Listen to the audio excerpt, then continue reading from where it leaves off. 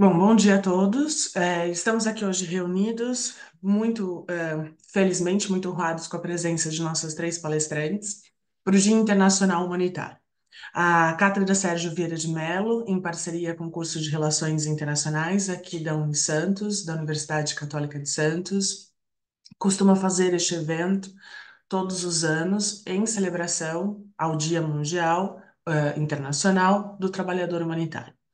E todos os anos fazemos esse webinar sobre os itinerários de trabalhadores humanitários internacionais brasileiros e de que forma eles alcançaram esse ponto dentro das suas carreiras. Então, a gente destaca formações acadêmicas, percursos profissionais e, claro, sem esquecer dos desafios práticos, dos aspectos positivos da atuação nessa área, e como contribuem efetivamente para a conscientização da relevância do trabalho humanitário.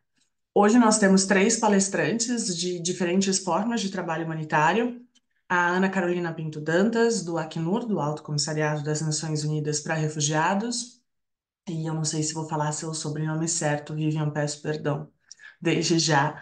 Vivian Holzhacker, consultora individual internacional. E Débora Greiser, da Organização Internacional para Migrações, a OIM.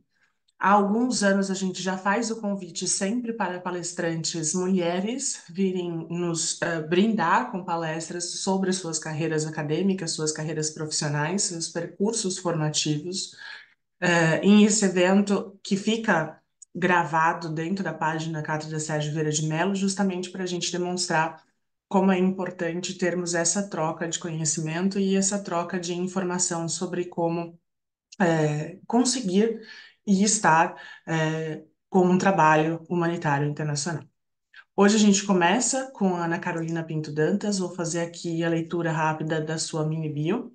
Formada em Direito pela Universidade Federal da Bahia e mestre, LLM, em Direito Internacional pelo Graduate Institute of International and Development Studies em Genebra.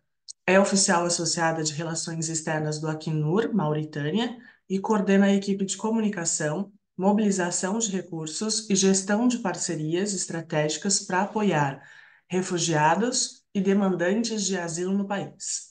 Antes de sua missão na Mauritânia, atuou como advogada trabalhista no Brasil e ocupou outros cargos no Acnur Genebra entre 2018 e 2023.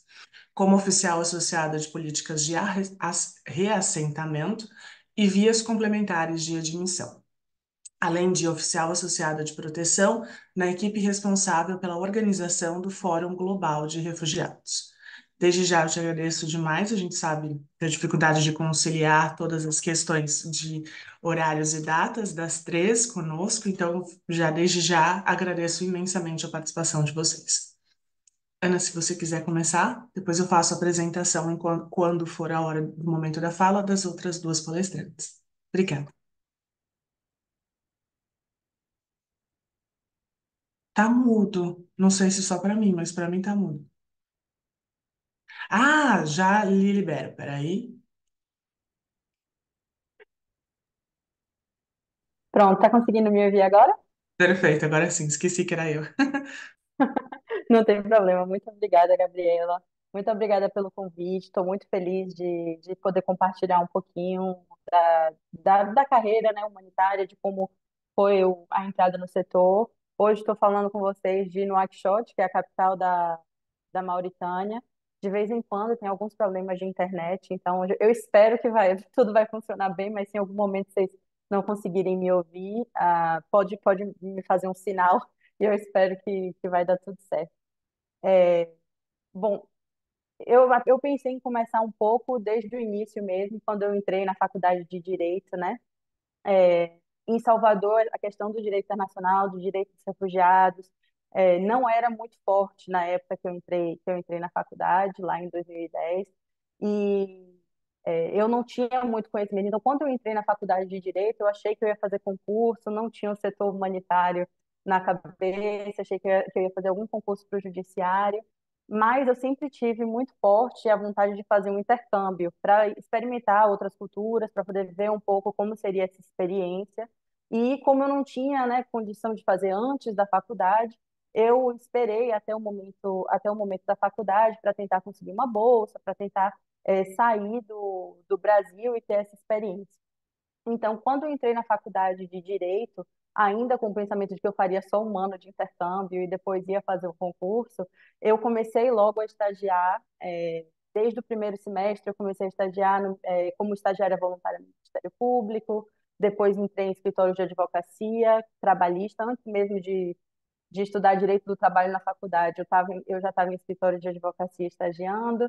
E aí, o que foi uma coisa muito boa, porque eu comecei a entender a prática do direito muito cedo, mas ao mesmo tempo eu não tive tanta vivência da universidade em si. Então, participar de empresa júnior, de projeto de pesquisa, de coisas que às vezes nos levam, né, a ter mais contato com esse direito internacional. Mas aí eu consegui a oportunidade de fazer o intercâmbio, sempre tentei, né, tentei investir nas habilidades que são necessárias para intercâmbio. Então, assim que eu comecei a faculdade de Direito, eu comecei também a estudar o alemão, porque a UFBA tinha algumas parcerias com universidades alemãs, para os estudantes de Direito. Tinha algumas parcerias com a França também, mas o francês estava esgotado na faculdade, então eu acabei indo para o alemão e, coincidentemente, no ano que eu pude fazer o intercâmbio, que é a partir do quinto semestre, o único que tinha disponível era na Áustria, nem era na Alemanha, nem era na França. E na Áustria eles falam alemão também, e era um dos requisitos para ir. Então, no final, tudo deu um pouco certo. E foi na Áustria quando eu tive o primeiro contato, na verdade, mais profundo com o direito internacional, público e privado. Eu aproveitei a oportunidade para estudar um pouco dos dois enquanto eu estava lá. E foi a primeira vez que eu estudei direito de imigração e direito de refúgio. Foi quando eu fui no intercâmbio. E foi uma coisa que já me chamou muito a atenção, que despertou muito o meu interesse. E quando eu voltei da Áustria, eu já estava com eu já estava com esse objetivo de tentar conseguir trabalhar nessa área, de aprender mais sobre o direito de imigração e o direito de refúgio, mas com as limitações que eu tinha que enfrentar também em Salvador, na época, na universidade, não tinham muitas oportunidades para essa área. Então, foi aí que eu comecei realmente a olhar um pouco mais fora do Brasil, oportunidades que eu pudesse ir. Tentei procurar bolsa e um, o momento que eu tive a grande virada assim de chave que eu pensei realmente eu acho que meu lugar é o setor humanitário, é trabalhando com refugiados, foi quando eu consegui uma bolsa para ir para o The Washington Center, que é um programa que combina estágio, curso de liderança, networking, nos Estados Unidos, e eles tinham algumas bolsas. Eu gosto sempre de falar porque eu acho que assim, sair do Brasil é muito caro, é muito difícil. Então, muitas pessoas não têm condição de ir, e realmente, mesmo tendo conseguido a bolsa, eu precisava ter uma economia, eu precisei da ajuda dos meus pais para poder conseguir ir e me sustentar lá, porque a bolsa era para algumas despesas, para as despesas grandes de seguro, de acomodação, mas as despesas do dia a dia, de comida, de transporte, eram por conta dos estudantes que foram. Então, eu gosto sempre de mencionar porque realmente é uma questão de acesso assim, para a gente, que no mundo global, muitas vezes as pessoas que talvez só tenham tido experiência, tenham crescido na Europa, nos Estados Unidos, eles não têm consciência do quão difícil para as pessoas que vêm assim, do sul global, pela falta de um termo melhor para falar, como é difícil de conseguir, mesmo se você passar, né, numa seleção, de conseguir ir para poder ter acesso a essas oportunidades. Mas o The Washington Center foi um programa muito bom. Foi quando eu tive a oportunidade de realmente estagiar com os refugiados. E teve uma questão muito interessante quando eu fui para o The Washington Center, e é muito sobre a gente também lidar com as rejeições, né, quando a gente vai. Porque eu queria muito trabalhar com a Acnu quando eu fui para Washington. Mas eles não estavam recrutando na época para estagiário. E, e eu tive que processar isso, né? Eu tive uma amiga que tinha ido, que tinha gostado muito, e aí eu fiquei muito frustrada quando eu vi que eles não estavam recrutando para o semestre que eu estava indo, e acabei postulando para a ABA, né? Que é a American Bar Association, que é a OAB dos Estados Unidos, e para uma ONG que se chamava Catholic Charities, não é a Caritas, é uma outra ONG, que era também uma agência de reassentamento de refugiados. E aí recebi a resposta primeiro da Catholic Charities e acabei aceitando, e só depois consegui a vaga da American Bar Association, que no papel era o que eu mais queria fazer, que era para trabalhar recebendo ligações de imigrantes que estavam detentos, querendo conselhos sobre como eles poderiam postular por asilo, ou como eles poderiam recorrer da prisão, como eles poderiam ficar no país, e, e trabalhar em relatórios sobre a situação dos migrantes e refugiados nos Estados Unidos. Aí eu tentei mudar depois que eu já tinha aceitado o estágio na ONG. O meu advisor de lá não me deixou mudar. Ele falou: olha, essa ONG ela é uma parceria, a gente tem uma parceria muito boa. Todas as vezes eles reservam um espaço para os estudantes que vêm para o The Washington Center. Então, infelizmente, você não vai poder mudar, mas você vai ter uma experiência muito boa com eles. Não, você não vai se arrepender. E aí, quando eu falei para a pessoa que me entrevistou, né, na American Bar Association, que eu não poderia pegar o estágio, mas que se tivesse alguma coisa voluntária que eu pudesse fazer de vez em quando, que eu gostaria muito de fazer, ele sugeriu que eu negociasse diretamente com a minha supervisora, né, do estágio, se eu não poderia fazer metade, metade, e ficar nos dois lugares ao mesmo tempo. E aí eu tinha muito medo de negociar nessa época, eu tinha muito medo, muita insegurança de propor alguma coisa assim, na época. Mas ele me encorajou muito, eu falei, olha, eu vou tentar. O máximo que eu vou receber é um não e vou continuar na, na organização que já me selecionou. Quando eu cheguei em Washington, que eu pude conversar, né, com a minha supervisora, ela não deixou eu ficar 50-50, mas ela deixou uma vez por semana que eu fosse para a American Bar Association. O que para mim foi excelente, porque me deu essa oportunidade de conhecer um pouco esse outro lado, o lado mais do direito, né? Que era mais o tipo de trabalho que era dar conselhos legais para os migrantes que estavam detentos.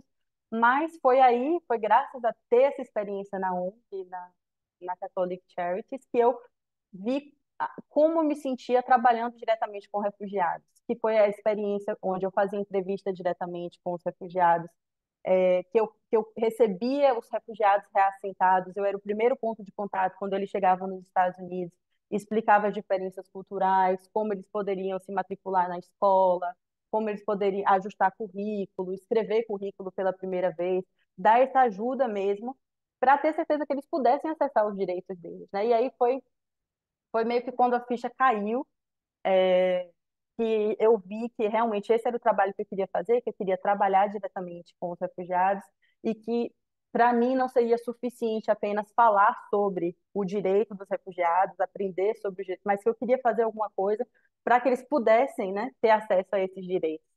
E foi quando eu voltei, foi assim que eu acabei decidindo fazer meu trabalho de conclusão de curso sobre a aplicação dos direitos dos refugiados sírios no Brasil. Eu fiz um estudo de campo em São Paulo, entrevistei alguns dos refugiados que estavam lá e foi muito difícil para mim na época conseguir mesmo um professor para supervisionar minha tese, porque não é normal no direito você fazer pesquisa de campo assim, é uma coisa mais social, relacionada, que uma coisa mais interdisciplinar, né, na questão do direito.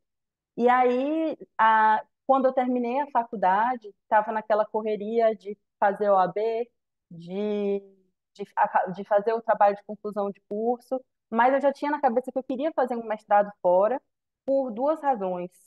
Uma, porque quando eu comecei a pesquisar mais sobre as oportunidades de trabalho no setor humanitário, eu via que pedia muito mestrado, o que é diferente no Brasil, assim, para as vagas, normalmente, quando você termina a universidade, você já consegue uma boa inserção, assim, no mercado de trabalho. O mestrado não é tanto um requisito, ou pelo menos não era na época que eu saí da faculdade. Mas no setor internacional eu via que a maior parte das vagas pediam mestrado. Então eu decidi fazer um mestrado e eu queria, como eu sempre gostei muito da parte da aplicação, eu queria fazer um mestrado que fosse mais curto, mais prático. Por isso eu escolhi o LLM, que era o que respondia mais ao que eu estava procurando. e queria fazer fora por conta do networking, de entender melhor como esse mundo funciona. É, mas, quando eu terminei a faculdade, eu perdi muitos prazos de postulação na época, porque o ano letivo dos Estados Unidos é diferente, então eu tive só a possibilidade de aplicar para 4 lugares, de postular para 4 lugares, 4 universidades. Fui rejeitada em todos, menos o Graduate Institute, que foi onde eu acabei passando. E fui para Genebra e não ia para Genebra, na verdade, porque quando eu recebi a notícia que eu passei, eles disseram: você passou, mas você não conseguiu a bolsa. Aí tentei postular para todos os tipos de bolsa imagináveis, Fundação Estudar, todos os tipos, e não recebi nenhuma bolsa.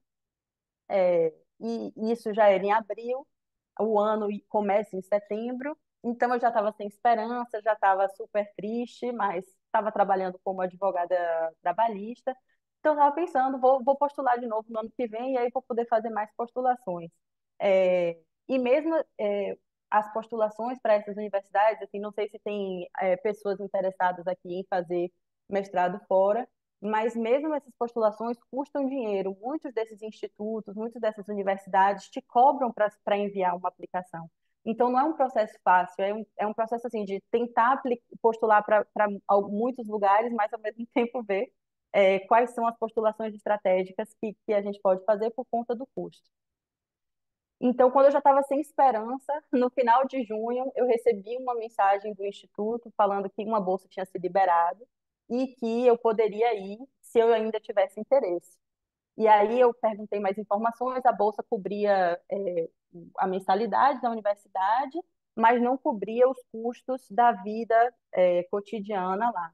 E aí foi pegar minhas economias, vender carro, tentar ver como eu ia conseguir fazer para poder ir para Genebra. Entrei em contato com algumas organizações estudantis para ver como eu poderia ter uma vida mais barata, né?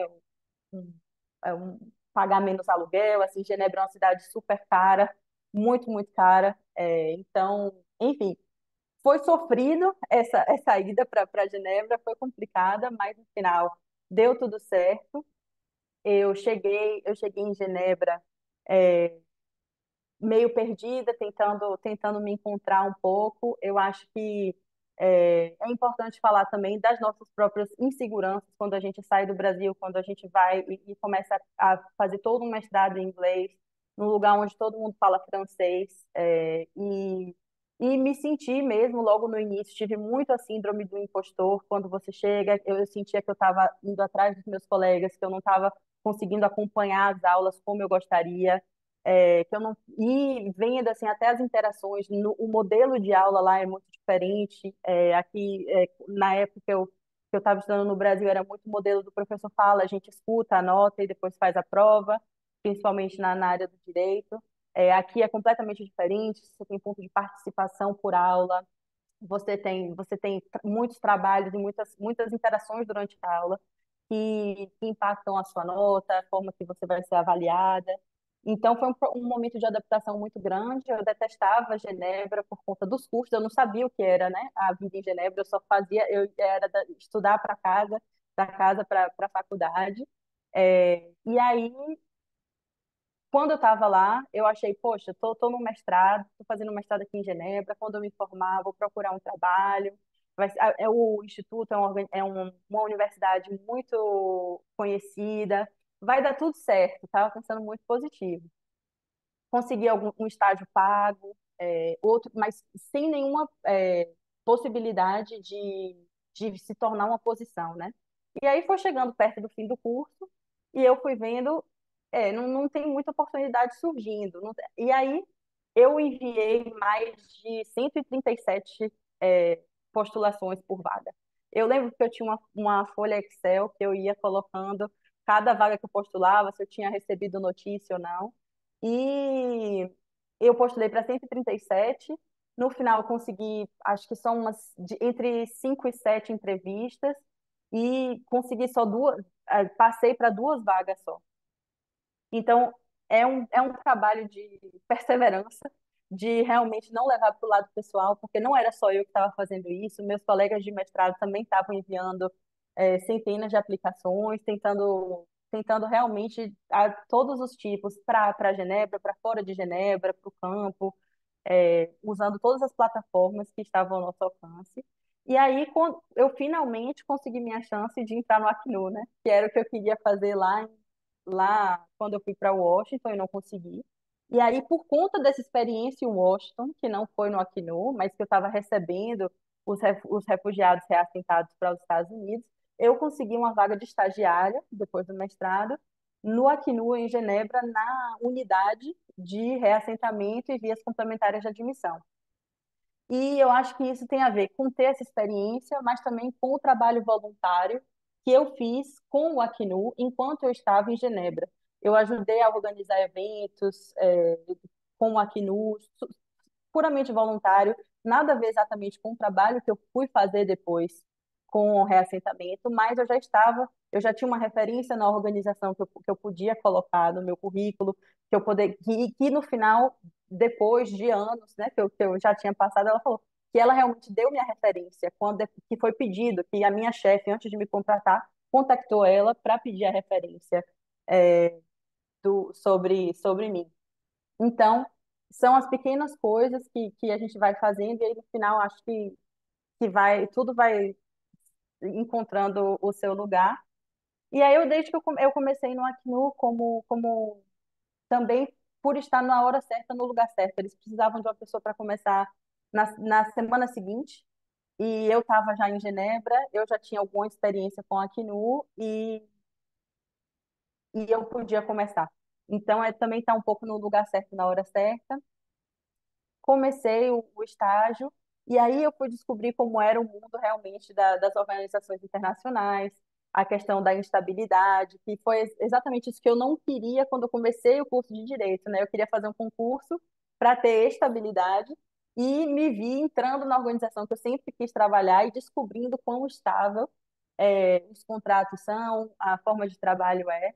Então foi ao mesmo tempo que eu entrei e me apaixonei pelo trabalho, gostei muito de trabalhar em política pública, porque eu estava em Genebra, a gente falava mais de política pública do que o contato direto com refugiados, mas comecei a entender a importância do trabalho do Acnu em dialogar com os estados, em tentar melhorar as políticas públicas para refugiados, em tentar criar esses links também entre o que a gente vê no campo e o que a gente conversa nessas sessões mais políticas, né, nesses grupos políticos de decisão. Então eu gostei muito do trabalho, terminei o meu estágio, não estava certo se eu ia conseguir continuar, se eu ia conseguir alguma consultoria. Então peguei todas as minhas malas, voltei para o Brasil, entreguei apartamento, fiz tudo, voltei para o Brasil e 3 semanas depois me ligaram do Acnu dizendo que eu tinha conseguido a vaga de consultoria, voltei para Genebra e aí entrei e continuei e aí voltei com o mesmo time. Tive a oportunidade de trabalhar com participação significativa de refugiados, que foi realmente uma grande paixão que eu encontrei também dentro do Acnu, que me deu a oportunidade de trabalhar diretamente com organizações lideradas por refugiados, de organizar a participação deles nesses eventos globais, né? De de ter certeza de que a participação não é só eles vêm, eles falam sobre a vida deles e vão embora, e aí depois não tem nenhuma continuação, de realmente fazer um plano para que eles estejam engajados nos processos de tomada de decisão, de preparação e também quando a gente dá seguimento aos eventos.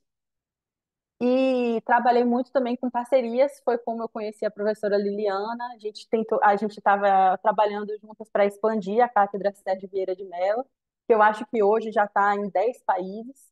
A gente tentou expandir, tirar, que era uma boa prática do Brasil, e a gente começou a expandir para outros países com o objetivo de aumentar o engajamento de universidades do Sul Global nos processos globais do Acnu, nas tomadas de decisões relativas à situação dos refugiados.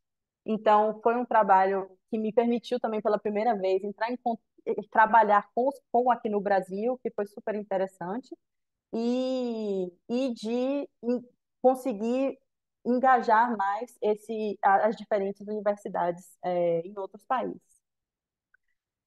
Depois de tudo isso, eu sentia muito a falta de ter experiência de campo mesmo, de ter esse contato direto com os refugiados, de conseguir entender melhor como o Acnur trabalha na operação do campo, né? Como a gente implementa todas essas políticas públicas que eu trabalhei tanto em Genebra para desenvolver.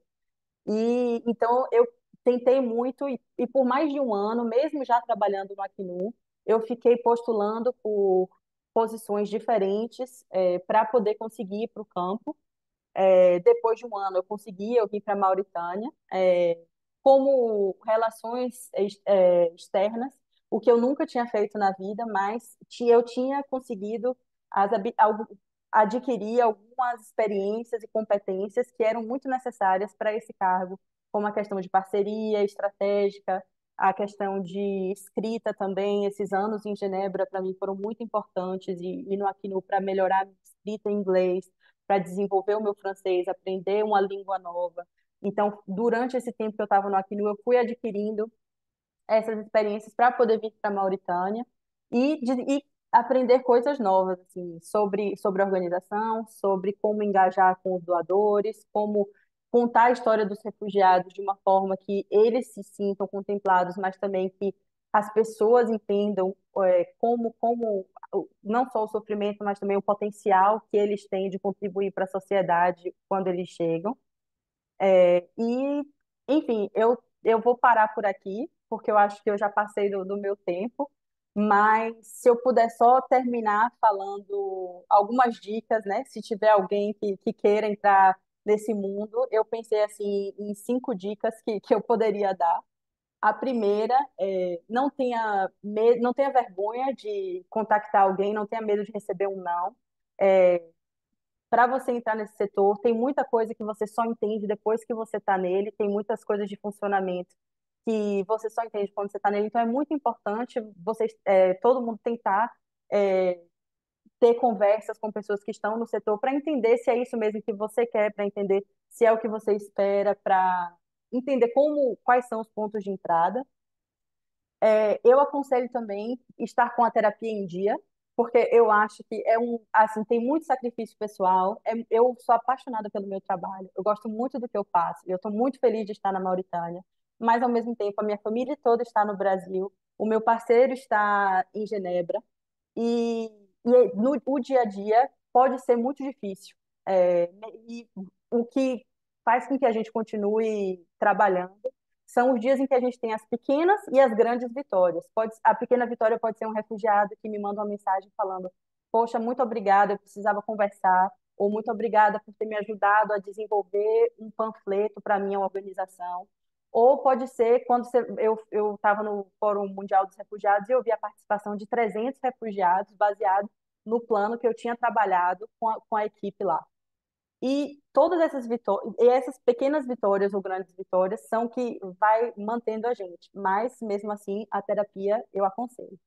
E e a questão de idiomas, querendo trabalhar no setor humanitário, quanto mais idioma, melhor. Assim, é um mundo muito competitivo e é uma necessidade mínima. Hoje em dia, o que eu vejo na questão da concorrência, hoje recrutando pessoas também, a maior parte das pessoas falam pelo menos 3 idiomas, normalmente inglês, francês, espanhol, ou inglês, francês e árabe. É um mundo muito competitivo. E o último conselho, o penúltimo conselho seria: postule o máximo que você puder, vá enviando seu currículo, mas não esqueça de adaptar. Sempre mude alguma coisa, porque na minha posição, quando eu vejo claramente quando tem uma carta de motivação que não foi feita para a posição para a vaga que a gente publicou.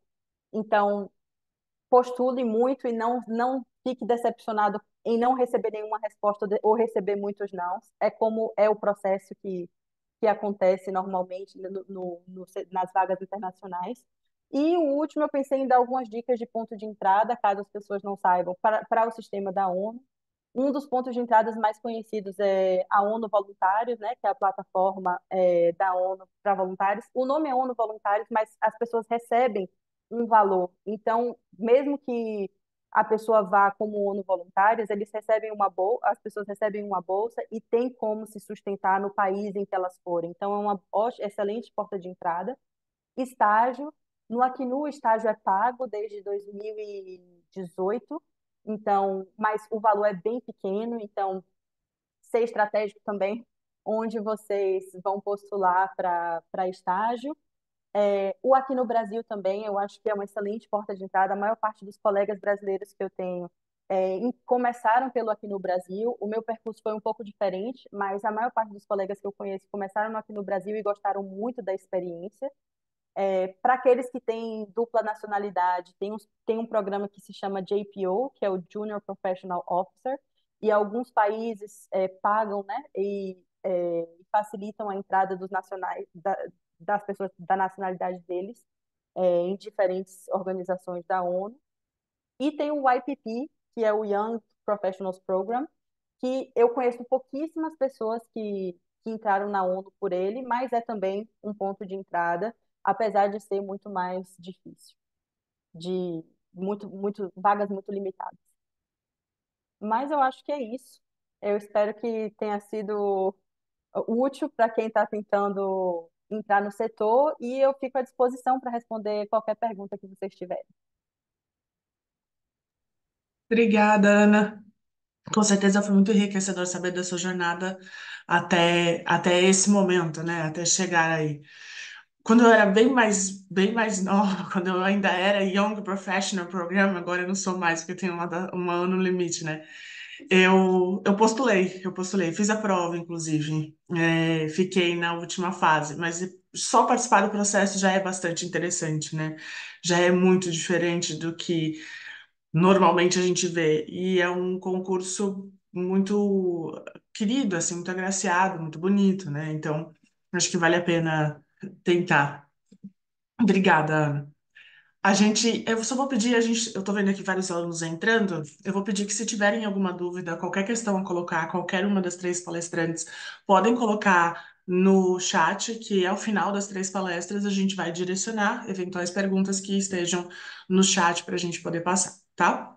A segunda de hoje é a Débora, também não sei se vou dizer seu sobrenome certo. É a Débora Grazer, doutora e mestre em Educação pela Universidade Federal de Santa Catarina, especialista em Direitos Humanos pela PUC Paraná, formada em Relações Internacionais e Pedagogia. Pesquisa o fenômeno da migração infantil desde 2016, foi professora na Rede Municipal de Florianópolis e atuou em organizações internacionais como a OIM, o Unicef e da sociedade civil. Trabalhou na resposta à migração venezuelana em Roraima, onde foi gerente de projeto à proteção a crianças desacompanhadas e separadas, na AVSI Brasil, e atualmente trabalha na Organização Internacional para as Migrações, OIM, em Santa Catarina. De novo, muito obrigada pela participação, Débora, e fique à vontade para fazer sua fala hoje. Peraí, deixa eu te liberar.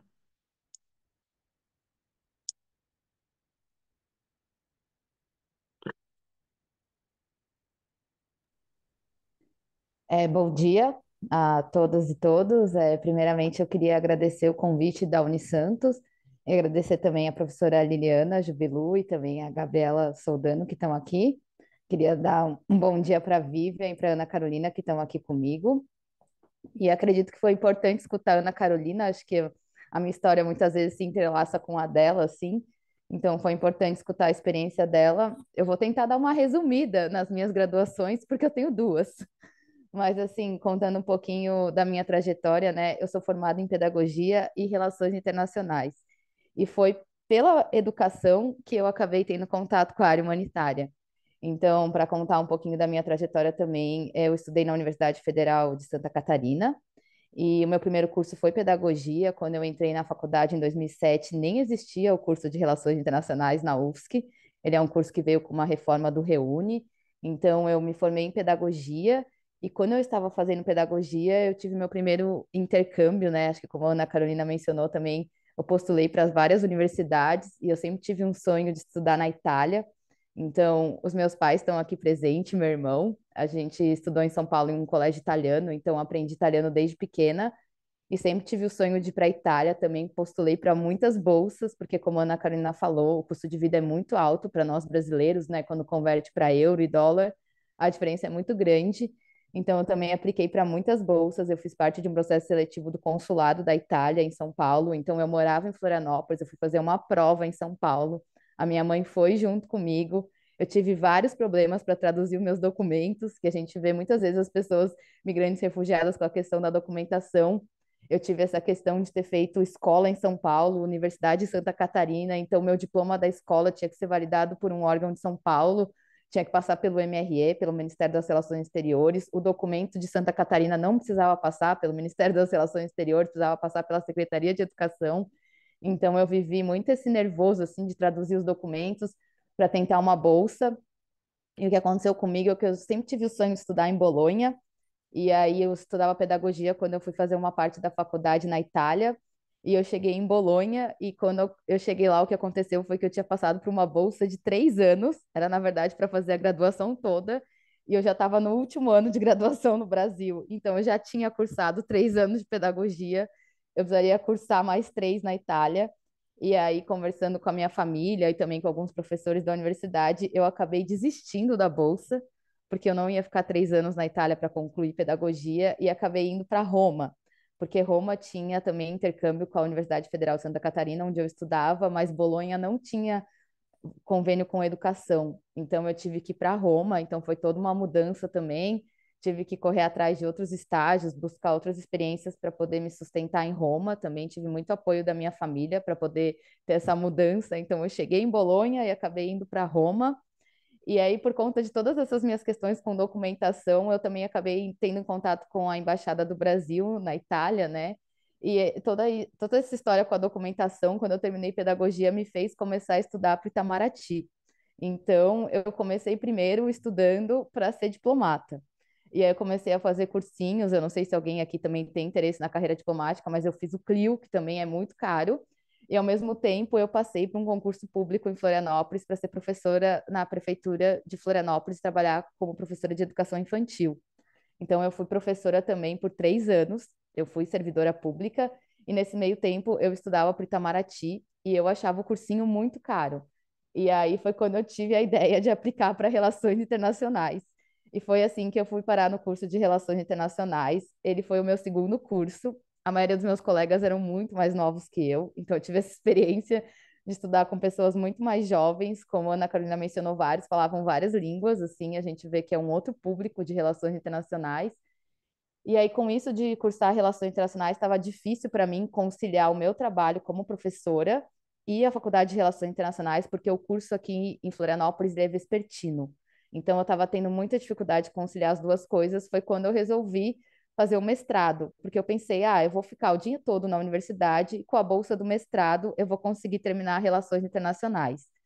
E aí foi quando eu comecei a ter o primeiro contato com as disciplinas de direito internacional, direito dos refugiados, direitos humanos, e comecei a me interessar cada vez mais pela área de refúgio, né? A primeira professora que eu tive contato na universidade foi a professora Daniele Anoni, que ela também é uma professora que depois saiu daqui de Florianópolis e foi para o Paraná, mas ela também tinha a cátedra Sérgio Vieira de Mello, né? Então foi o primeiro contato que eu tive.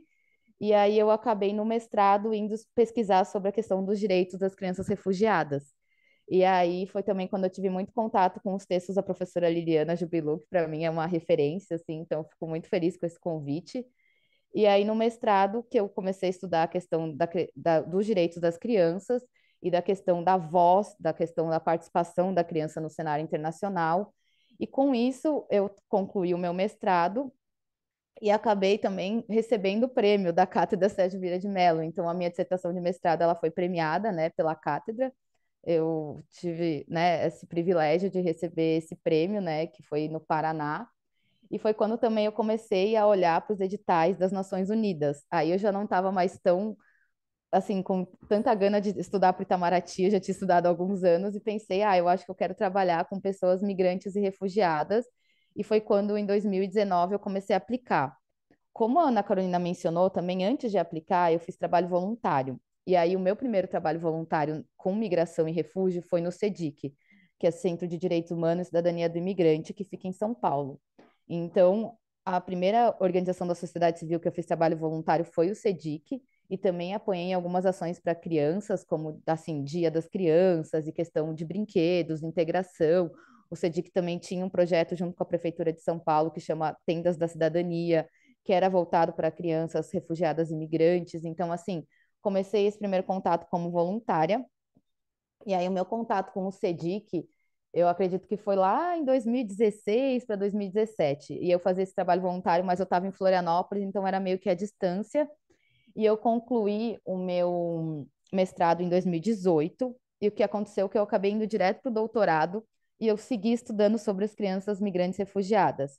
O que aconteceu em 2018 foi que a gente teve início da Operação Acolhida lá em Roraima, que foi quando o governo brasileiro, né, o governo junto com a sociedade civil e com as agências das Nações Unidas, começou a ter essa recepção para as pessoas venezuelanas ali no estado de Roraima. E aí o que aconteceu foi que eu tive meu primeiro contato com a população migrante venezuelana lá em Roraima. No início de 2019, eu visitei Roraima mais ou menos em março, abril de 2019, e primeiro eu fui para fazer uma pesquisa voluntária junto com a Defensoria Pública da União, porque como eu pesquisava o tema das crianças e dos adolescentes, toda vez que uma criança ou um adolescente cruza a fronteira e ela não está com um adulto responsável por ela, que é o que a gente chama das crianças desacompanhadas, ela é escutada pela Defensoria Pública da União. A mesma coisa se ela estiver separada, que são as crianças e adolescentes que cruzam a fronteira com um adulto, mas que não tem um termo de guarda. Então, quando chega uma criança ou adolescente que está com a tia, a avó, a vizinha, e não tem o termo de guarda da criança, a gente costuma chamar de separadas, e as indocumentadas são as que não têm os documentos. Todas essas crianças, as desacompanhadas, separadas e indocumentadas, elas são atendidas pela Defensoria Pública da União. E aí eles seguem também uma resolução, né, de proteção das crianças desacompanhadas, separadas e indocumentadas no Brasil. E esse era o meu tema de pesquisa. Então, no mestrado, pesquisando o direito das crianças refugiadas, eu acabei, né, me deparando com temas das desacompanhadas separadas, e eu sabia que tinha um fluxo maior na Europa, né, lia muito sobre os Estados Unidos, a gente sabe que muitas crianças desacompanhadas da América do Sul tentam chegar nos Estados Unidos, mas eu nunca tinha trabalhado diretamente com essas crianças. Então, a minha primeira experiência foi de pesquisa, né? Que eu tive essa experiência de poder fazer uma escuta e ver como era a chegada delas no Brasil no início de 2019. E aí aconteceu que eu terminei o curso de Relações Internacionais, então eu me formei em Relações Internacionais em 2019. Eu terminei o meu curso em setembro de 2019 e foi quando eu comecei a aplicar para as vagas em Roraima, porque eu tinha tido a experiência na fronteira, né? Tinha feito uma pesquisa e estava muito interessada em poder trabalhar com eles lá em Roraima. E aí eu apliquei e a primeira organização que eu postulei foi a Avice Brasil. Como a professora Gabriela mencionou, é difícil ler, né? Parece AVSI, é Associação de Voluntários para o Serviço Internacional. A Avice Brasil, ela também é uma organização da sociedade civil, ela é uma ONG, ela trabalha em outros países. Acho que também para quem está querendo entrar nessa carreira, é importante mencionar que muitas ONGs também têm esse perfil internacional, né? Então, assim, eu trabalhei na Avice, mas já passei também pela Visão Mundial, que também é uma organização da sociedade civil que está em vários países, né? Diferente do CEDIC, o CEDIC realmente está no Brasil, mas essas outras ONGs, elas são ONGs internacionais. E aí eu acabei postulando para a Avice, eu fui trabalhar na Avice em novembro de 2019, e primeiro eu postulei para trabalhar na área de proteção.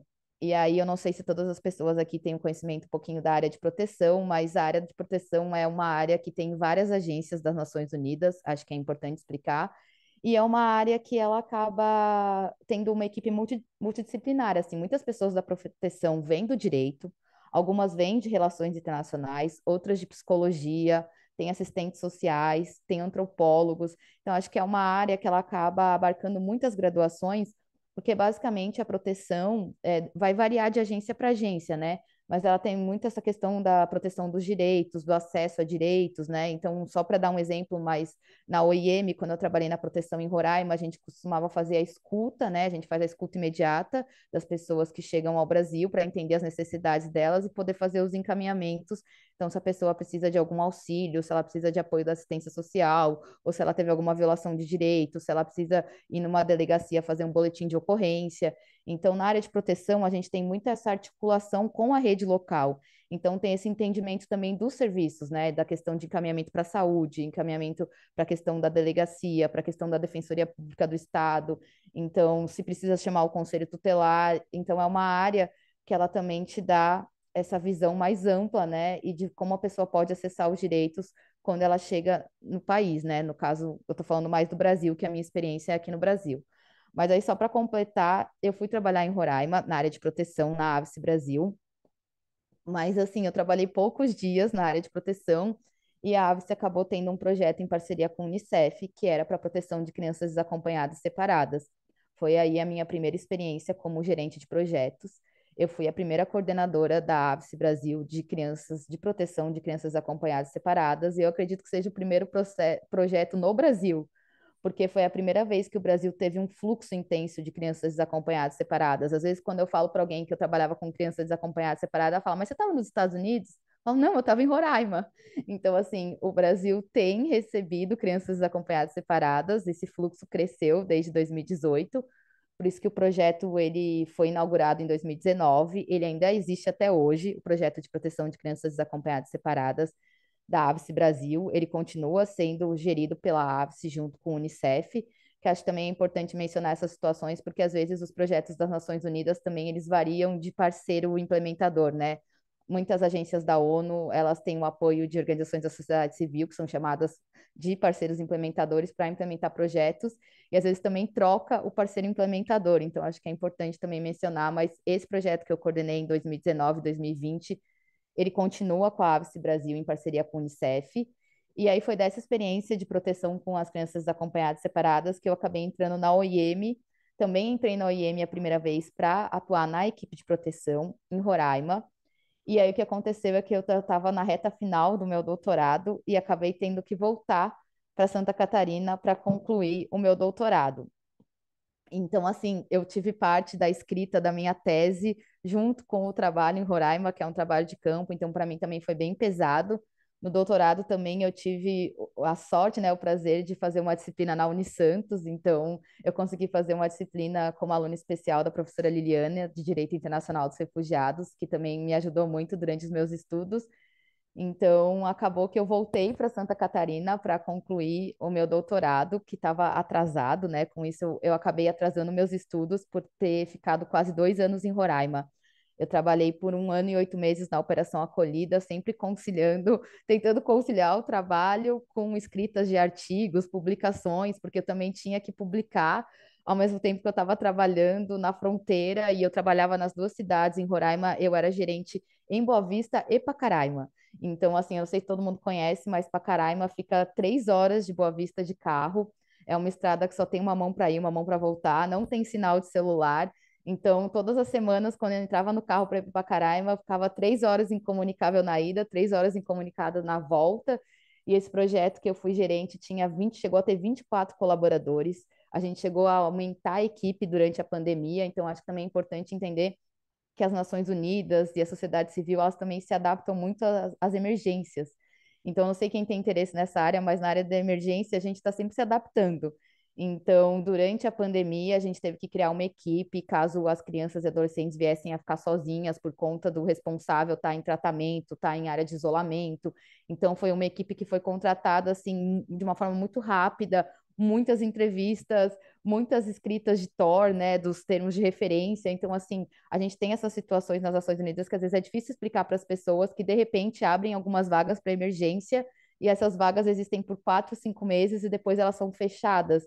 Então, acho que, uma coisa que eu compartilho com a Ana Carolina é essa questão da gente ficar muito numa incerteza, assim. A gente, é difícil pessoas que passam em uma vaga, que é uma vaga fixa por muitos anos, né? Geralmente a gente fica postulando. Acho que isso que a Ana Carolina trouxe de postular e ficar aguardando uma resposta é algo que a não ser uma pessoa ou outra, todos nós passamos por isso, assim, eu já enviei currículo para agências que eu nunca recebi nenhum não.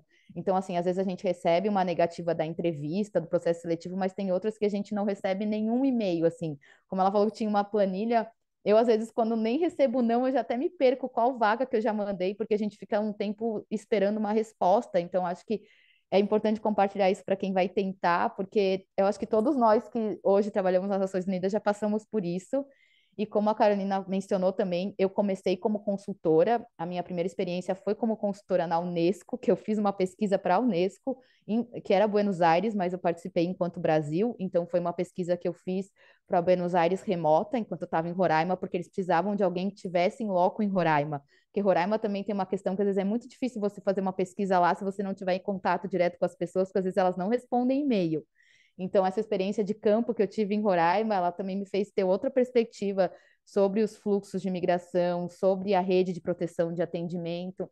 Então, foi muito importante o período que eu tive lá, tanto profissional como pessoal e acadêmico, porque no final também a minha tese acabou se centrando em Roraima, né, na proteção das crianças e adolescentes em Roraima.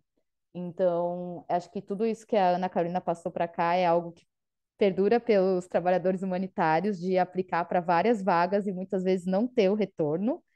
E essa questão da adaptação, né? Então, só para tentar concluir também, eu acabei depois passando por outras organizações da sociedade civil, né? Eu já trabalhei com captação de recursos também na Visão Mundial, em São Paulo.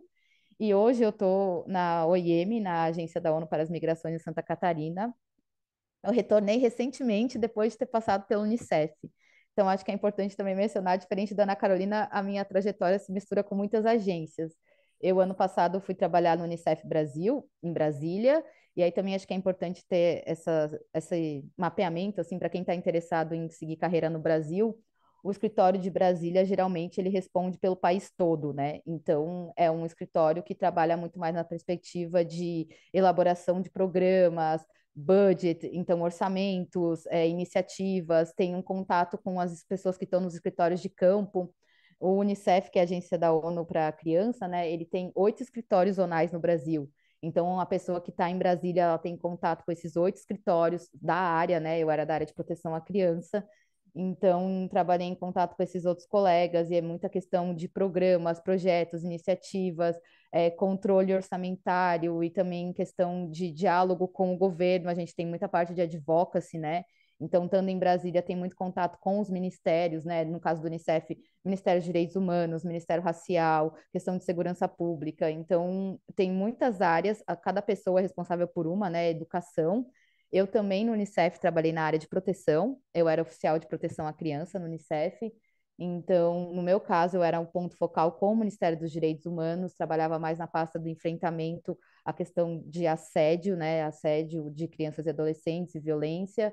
Então, eu era proteção e trabalhava muito voltado no enfrentamento às violências às crianças e adolescentes no Brasil. No Unicef, eu estava como oficial em uma vaga temporária. Então, acho que também é importante explicar isso para quem está aplicando. Se vocês entrarem no site das Nações Unidas, talvez vocês não entendam que tem um TA do lado. Quando vocês verem um TA, é um Temporary Appointment, então geralmente é uma vaga temporária. E quando vocês verem um FT, é um Fixed Term, daí essa vaga é fixa. Então, assim, para dizer que a gente tem essa situação das incertezas, e às vezes é difícil explicar para as pessoas que você está trocando de emprego, mas no meu caso, por exemplo, eu fui para Brasília para uma vaga de 8 meses. Então, eu cumpri o meu contrato e quando ele se encerrou, eu acabei retornando para a OIM. E hoje eu estou na OIM em Florianópolis. Eu hoje trabalho com empregabilidade e acesso à documentação. Então, eu trabalho junto com a coordenadora daqui, né, que é a Carolina, e eu sou assistente do escritório em Santa Catarina. E como a Ana mencionou, as coisas também são muito dinâmicas, né? Então a gente tem agora a situação das enchentes, né, no Rio Grande do Sul.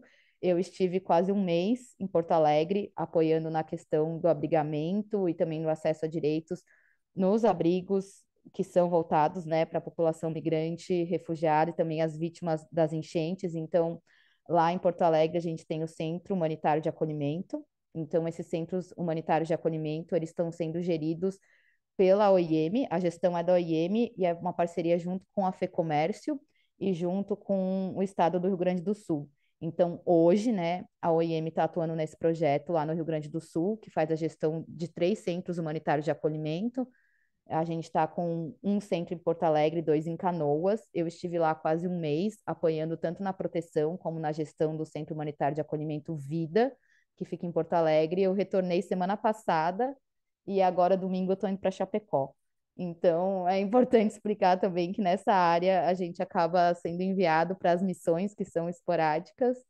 E como a Ana Carolina mencionou, às vezes a gente colhe pequenos frutos, né, que são muito recompensadores, assim, acho que ela trouxe a questão da participação de pessoas refugiadas, e eu também queria mencionar, assim, da minha parte, eu sou muito apaixonada pela área da infância, então, cada reunião familiar que a gente conseguiu fazer em Roraima, cada criança que conseguiu encontrar os seus pais, para mim é muito gratificante essa área, assim, a gente sabe que é um trabalho também de formiguinha, porque às vezes a gente vê alguns vídeos de crianças que reencontraram os pais, são vídeos de 1 minuto, mas às vezes aquela criança esperou 3, 4 meses para poder se reunir com a família. Eu não sei se alguém aqui tem interesse nessa área, mas é um processo também muito burocrático. A gente fica em contato com a Vara da Infância e da Juventude, Conselho Tutelar, a gente conta com o apoio da Cruz Vermelha Internacional, o CICV, que apoia também com as ligações para a questão dos vínculos familiares. Então, assim, é um processo lento. Às vezes a criança e adolescente fica muito ansiosa para encontrar um familiar, né? Principalmente quando é pai, mãe, irmãos. E esses momentos todos que eu pude acompanhar de reencontros e reunião familiar, para mim, eles são muito gratificantes. Eu falo que é uma das áreas do meu coração, é a reunião familiar, assim. É uma área que a gente sabe que não consegue reunir todos, mas cada um que a gente encontra e também depois escutar das famílias, né? Muito obrigada e receber convites para passar o Natal, Ano Novo, principalmente no final do ano, quando tem reunião familiar. Muitas famílias ficam muito felizes, então é um processo que eu gosto muito de acompanhar. Claro, né? A gente fica muito feliz com a questão da integração, acesso à educação. Eu poderia falar diversas áreas da proteção e da educação que eu atuei nesses últimos anos, mas a reunião familiar é realmente uma área assim do meu coração, assim, e eu fui muito feliz por todas as reuniões familiares que eu pude participar. E também alguns casos de retorno, porque a gente sabe que em alguns casos, às vezes, a criança ou adolescente quer retornar para o país de origem, também não é um processo fácil, também é um processo que demora, mas, assim, poder ver, assim, que a criança ou adolescente teve o seu desejo atendido, para mim é muito gratificante, assim. E o que eu posso dizer para quem for aplicar é que, assim, sigam tentando. É uma área que você aplica muitas vezes e realmente leia o TOR, porque para quem está entrando é confuso entender talvez todo o termo de referência. A gente chama de TOR, mas é o termo de referência. Mas as vagas são muito variadas, tem vaga de staff, tem vaga de consultor, então tem vaga que é interna, de consultor interno, consultor externo, então acho que é bem importante poder, né, acompanhar e saber que às vezes a gente não vai ficar no mesmo cargo ou na mesma agência, mas que as experiências são muito gratificantes e no final a gente está trabalhando para que o maior número de pessoas possam ter acesso a direitos, independente da nacionalidade, da faixa etária ou do país que elas estão sendo atendidas. E acho que é isso. Muito obrigada novamente, Débora. Foi uma excelente apresentação do seu percurso formativo, do seu percurso acadêmico. Acho que foi inspirador para alguns alunos aqui. Estou vendo os comentários do lado ali no chat. Muito obrigada novamente. Por último, e tem até uma pergunta, mas como eu combinei com vocês, eu vou deixar para o final, assim, se a gente quiser fazer um pequeno debate com ela, acho que funciona. Por último, a gente tem a palestrante, já me perdoe pelo sobrenome se eu pronunciar errado, Vivian Holzhacker, profissional humanitária, formada em Direito pela PUC São Paulo, possui LLM em Direito Internacional dos Direitos Humanos pela Universidade de Connecticut, atualmente cursa mestrado em Políticas Públicas no INSPER, possui mais de 18 anos de atuação em organizações da sociedade civil e organizações internacionais como a Acnur, CICV, a Cruz Vermelha no Brasil, Moçambique e Colômbia. Novamente, muito obrigada por estar aqui conosco hoje, dando esses três, né, discursos inspiradores para os nossos alunos. Obrigada. Obrigada, Gabriela. Obrigada pela Liliana também, pelo convite. E obrigada, adorei a fala da Gabriela e da Ana Carolina. Eu estou super inspirada aqui pensando como é que eu chego nesse também nesse nível de inspiração. Bom, então como a Gabriela, desculpa, a Gabriela não, a Débora que falou. Como a Gabriela me apresentou, eu fiz direito na PUC, é, antes até da Ana Carolina e da Débora. Então, na época que eu estudei, até o tema direitos humanos, direito internacional ainda era algo começando. É, eu me formei em 2006, então não tinha realmente muitos caminhos. Eu olhava e falava, não, eu quero trabalhar com direitos humanos, eu quero estudar. E aí, na própria faculdade, eu lembro de falar com a professora e ela só conhecia a vida acadêmica, né? A realidade de trabalho na área de direitos humanos, direito internacional, humanitário, não era uma coisa factível. Eu lembro até na época que eu mandei um e-mail na cara e na coragem para Silvia Steiner, que era na época juíza do Tribunal Penal Internacional, que era a única referência de brasileira que tinha fora, né? Era ela e o Sérgio Vieira de Mello. E ela até respondeu meu e-mail, eu fiquei super feliz, mas a fala dela na época é: construa sua carreira no Brasil, seja, né, faça um concurso, juíza, promotora, sei lá o quê, que foi o que ela fez, e depois você sai, porque aí você já sai com uma certa experiência. Eu fiquei com isso na cabeça, mas não foi o caminho que eu tomei no final das contas. Acho que vendo muitas características pessoais também, quando eu olhava concurso, ficar trabalhando com a mesma coisa, no mesmo lugar. Né, eu tenho muitos colegas hoje, muitos amigos que são juízes promotores, foram por esse caminho do concurso público, e eu olhava aquilo e me assustava, assim, a estabilidade. É engraçado. Então, é até uma das coisas, né, quando eu vou depois falar na parte das dicas, mas olhe muito quem é você e se você gosta, se estabilidade é para você ou não e te assusta. Eu brinco que para mim, se eu pudesse mudar de cidade, de país a cada 1, 2 anos, eu ia ficar muito feliz. É, eu antes de ter filhos, né? Depois eu vou entrar nessa parte também da vida. Mas enfim. Terminei a faculdade e aí eu decidi fazer mestrado nos Estados Unidos, né, o LLM, é, por vários motivos. Foi muito interessante, assim, acho que foi a primeira situação em que eu estive realmente diferente para muitas dificuldades, né? Você chega lá, o professor falou, não, fica tranquila, aqui você é café com leite, que eu sei que no Brasil a formação não é boa. Aí aquilo já, né, e assim, dispara vários. É, e entre os colegas também, e os próprios americanos, né? Foi bem na época também que teve crise financeira lá, que estourou a bolha imobiliária e tal. Então, eles viam estrangeiros, migrantes e tal, estudantes como uma ameaça ao emprego deles. E foi interessante até, né? Estar neste lugar, porque depois, para minha vida profissional, não deixou de ser uma experiência importante. Algo que eu esqueci de falar também é que na faculdade eu tentei fazer o máximo de estágios que eu pude, em todas as áreas possíveis, então eu já fazia desde sempre, desde muito cedo, trabalho voluntário, e fiz muitos estágios em escritório, que, né, era direito, então escritório de advocacia, Ministério Público Federal, Defensoria Pública, tudo que aparecia eu me envolvi, escritório, modelo da faculdade, para eu tentar experimentar um pouquinho de cada e ver onde é que eu me encontrava. Quando eu voltei do mestrado, eu tive a oportunidade de ir para o Rio de Janeiro, eu vi até por acaso, assim, mas tinha era um estágio, na época era voluntário, hoje a maior parte dos estágios são pagos, na época não eram. Era voluntário no Rio de Janeiro, em uma organização que se chama CEGIL, Centro pela Justiça e Direito Internacional. E eu trabalhava com denúncias de violação aos direitos humanos que aconteciam no Brasil, e eu mandava as denúncias para a Comissão e para a Corte Interamericana de Direitos Humanos. Então, o caso da Maria da Penha, por exemplo, eu trabalhei nesse caso, e aí depois da decisão da Comissão Interamericana, uma das recomendações era ter uma legislação de proteção contra a mulher, a violência contra a mulher. Então, casos de trabalho escravo, várias denúncias relacionadas também à época da ditadura militar, da Araguaia, Herzog. Eu não sei se vocês chegaram a estudar um pouco isso na faculdade, mas Sim, foi super interessante, me abriu um mundo. Eu fiquei como estagiária uns 3, 4 meses, e em pouco tempo eles decidiram, tinha aumentado muito o número de casos, né, lá que eles estavam trabalhando, e aí eles decidiram contratar, abriram vaga para advogada, e aí me chamaram.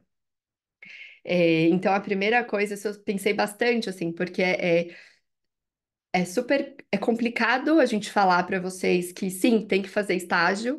Muitas vezes o estágio não é remunerado, ou tem que fazer trabalho voluntário, mas a gente tem que sobreviver, tem que trabalhar, tem que pagar as contas. Então é um equilíbrio bem difícil mesmo, mas para essa área é uma questão, tem que começar de alguma forma, e dificilmente vocês conseguem, por exemplo, começar, o meu primeiro estágio da vida já vai ser numa organização internacional. Geralmente, como a Ana Carolina mesmo falou, ela conseguiu estágio no Acnur, em Genebra, porque ela já tinha tido experiência prévia com o tema, ela já tinha algo no currículo dela, então tem que começar, de alguma forma. Em ONG, com trabalho voluntário, estágio, como for. Depois, por algumas questões, eu fiquei 3 anos no Rio de Janeiro, trabalhando no Segil, e por questões pessoais, eu tinha que voltar para São Paulo. Bem na época que eu vim, abriram uma vaga de advogada na Caritas, que eles têm um centro de referência para refugiados aqui em São Paulo. Na época, eu era a única advogada. E a gente tinha uma média de 100 pessoas ao ano chegando, isso era em 2011. E aí começou a guerra na Síria e vários outros conflitos, e de repente foi assim: a gente olha às vezes, né, os gráficos, foi um zoom. De repente começou a chegar 100 pessoas por dia, mais ou menos. Então foi uma loucura, né? E tudo que as meninas falaram sobre adaptação, contratar gente rápido, foi assim. Então, de repente, uma equipe que era eu sozinha, viramos 16 pessoas, então eu comecei a coordenar essa equipe de 16 pessoas, entre voluntários e advogados contratados. No começo era interessante, assim, porque muitas das questões, por exemplo, crianças desacompanhadas, começaram a chegar muitas também. E eu perguntava para os meus colegas, para as assistentes sociais que já estavam lá mais tempo, o que que eu faço? E aí todo mundo, não sei, você que é advogada, a gente não sabe. E aí eu percebi que várias situações, na verdade, eram novas e ninguém sabia o que fazer. Então, foi, acho que algo assim de. Eu percebi que eu tinha que criar uma resposta, eu tinha que buscar. E aí eu comecei a contactar a Defensoria Pública da União, que na época não estava tão envolvida no tema, Ministério Público Federal, próprio juízes, né, do TJ, junto com o Ministério da Justiça e com a Acnur também. Então, nós tentamos, elaboramos a resolução, que eu acho que foi a Débora que mencionou, que fala sobre crianças separadas e desacompanhadas. Foi nessa época, a gente teve que sentar e escrever alguma coisa. Não, não tinha isso, né? Não, não tinha acontecido, ou se tinha, eram poucos casos, então não existia um caminho. E aí a gente foi criando uma rota. Bom, quando acontece isso, o que que deve ser feito? E foi maravilhosa a experiência na Caritas. É, eu queria, depois disso, né, já começou, eu brinco que eu queria mudar a cada 2 anos, eu fiquei, acho que uns 4, 5 anos na Caritas, e aí já começou a me dar uma coisa, assim, de quero mudança, quero, né, acho que eu tava já acomodada, assim, não, quero outra coisa. Queria trabalhar no Acnur, queria ir para fora, queria muitas coisas, então eu acabei saindo da Caritas. Na época, eu fiz uma consultoria para o Acnur aqui no Brasil, e apliquei para um zilhão de vagas. Eu não sou tão organizada quanto a Ana, eu não tenho uma tabela, mas acho que foi por aí, assim, eu mandei para muita vaga. E foi até uma questão, né, que a Ana falou de fazer terapia, e tal, é muito importante, porque levar não o tempo todo, assim, não é fácil. Você tem que estar bem equilibrado mesmo. É, Inclusive, na época, até eu fiz uma entrevista para. Tem vários roasters que são organizações internacionais que reúnem. Eles pagam para as pessoas trabalharem por períodos mais curtos, 3 a 6 meses, na agência da ONU para refugiados ou outras agências. Então, eu cheguei a fazer várias dessas entrevistas, passei e não chamavam. Tudo é um processo muito longo. É, E até na época eu lembro de um cara que tinha me entrevistado, ele falou: Olha, tá bom, você tem essa experiência na Caritas, ótimo, mas você precisa ter uma vírgula com o nomezinho Acnur no seu currículo. E com isso é muito mais fácil você conseguir depois outra, que o Acnur em outro lugar te chame. E aí foi nisso até que eu acabei fazendo aquela consultoria que eu mencionei, né, com o Acnur. E aí, na época, eu acabei aplicando, teve uma vaga para o Comitê Internacional da Cruz Vermelha em Brasília, era uma vaga temporária também, projeto de um ano. Então, no meio disso, aplicando para um zilhão de coisas, fui para Brasília, trabalhei com o tema de pessoas desaparecidas na época da ditadura militar, a gente fez uma avaliação para entender as necessidades das famílias. Foi muito interessante, que me abriu outro, né, outra perspectiva, é outra organização internacional, é outra forma de trabalhar. É, Quando eu estava terminando o projeto, me chamaram pelo UNV, que é, essa parte da ONU que eles chamam de voluntários, que a Ana também falou. Me chamaram para uma vaga em Moçambique para trabalhar em um campo de refugiados lá no norte. E aí eu brinco que foi isso, assim, eu tinha que ter aquele nomezinho, uma coisinha de 3 meses, uma consultoria com a Acnur no meu currículo, e aí me chamaram lá.